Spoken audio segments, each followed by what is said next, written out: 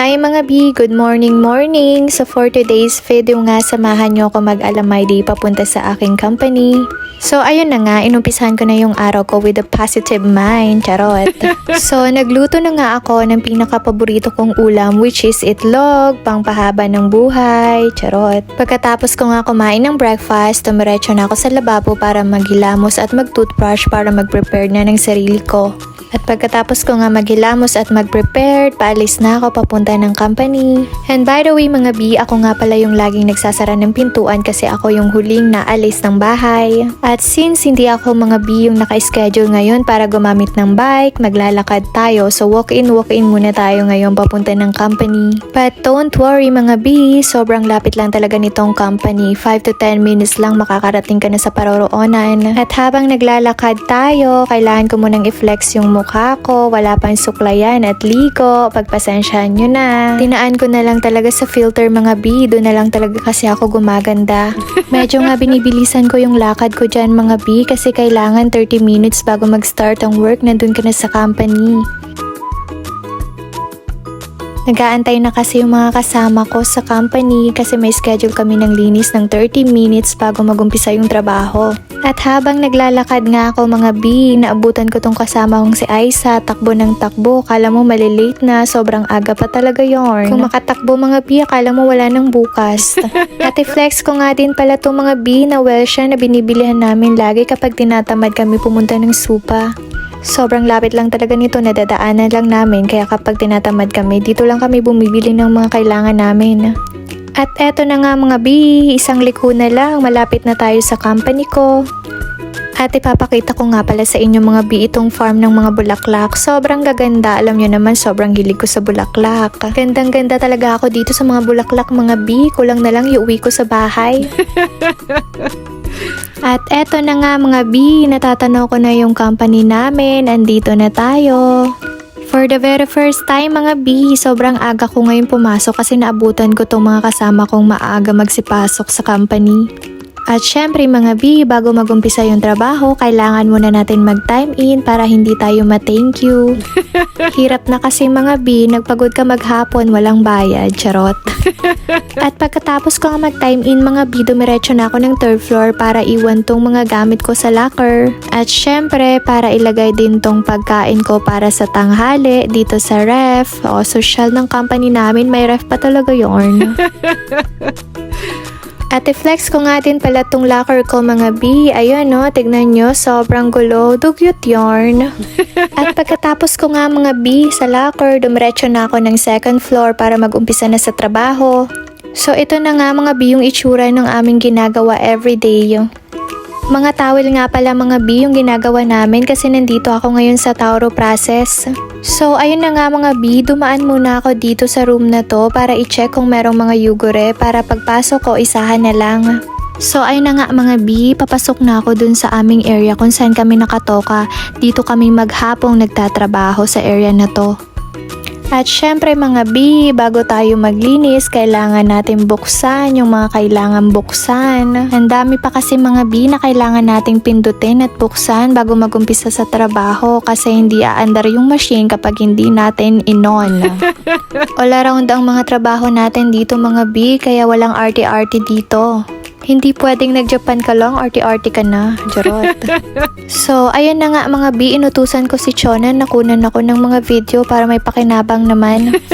Actually mga B, sumasakit na yung tainga ko kasi ang daming sinasabi. Tiniis ko na lang talaga mga B para makunan ako ng video at mabuo ko yung vlog ko for today's video.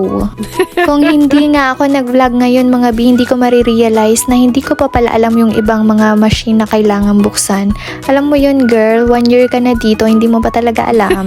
So ayun na nga mga B, to the left to the right tayo. Hindi ko alam kung anong pinabubukas ko pero ayun na nga, kailangan natin buksan yung mga yan bago mag-umpisa tayo sa trabaho. O diba mga B, halos nahilo kayo sa video ko kasi hindi ko alam kung saan ako pupunta. Kahit nga ako mismo nahihilo na din. Sa dami ba naman mga B na kailangan buksan, sino bang hindi mahihilo? Pero mas nahilo ako mga B sa nagtuturo sa akin. Grabe, sobrang ingay talaga. Sinusunod ko na lang. At since vlog ko to, kailangan ko talaga tong ma-perfect. Charot. At natapos na nga ako mga B, buksan yung mga kailangan buksan, kaya kailangan na nating maglinis. By schedule nga kami mga B kung saan kami maglilinis, kaya dito ngayon ako nakatoka. Ito yung everyday na ginagawa namin mga B, 30 minutes bago kami mag-umpisa sa trabaho. Kailangan talaga mga B maglinis kasi parang bahay na to ng mga Hapon. Alam mo naman mga B, maselan ang mga Hapon sa mga dumi kaya kailangang malinis ang paligid. At eto nga pala mga B ang itsura ng aming area, sobrang lawak kasi sobrang dami ng tao nito mamaya.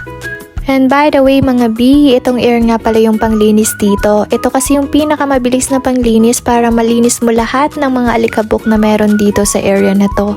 At habang naglilinis nga mga B, nadaanan ko to si Mama Sang kaya sinavay ko na sa video, wala lang. So ayun na nga mga B, naglinis na ulit ako, nag-air na ulit ako to the left, to the right, up and down talaga mga B kasi hindi ko alam kung nasa na yung alikabok.